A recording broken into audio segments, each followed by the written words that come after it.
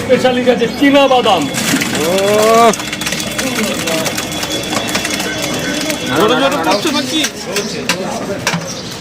পুরো ধোয়া বেরোচ্ছে রাজুদা। এই তো তৈরি হয়ে আসলো বাড়িতে। গরম গরম একদম দেখতে পাচ্ছ, অসাধারণ।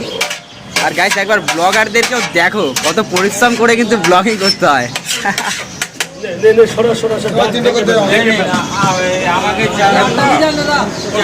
পুরো এবারে কিন্তু সেকেন্ড রাউন্ড শুরু হয়ে গেছে। এই দেখো যে কাস্টমার তাদের কিন্তু ভিড় একদম পুরো, এখন আবার স্টার্ট হয়ে যাবে। দাদা ভাই বাটি নিয়ে এসছে। 4টে পাউডার এখানে তরকারি। দাঁড়াও দাদা দাঁড়াও, যে অনেক আগে। এখন গরম তো একটু দাঁড়াও, নাহলে হাত পুড়ে যাবে, কিন্তু লাগলেই পুড়ে যাবে। 8টা তো 4টে পাউডার বলবা তো, তরকারি তো দিয়েই যাচ্ছে। আর লাগবে না।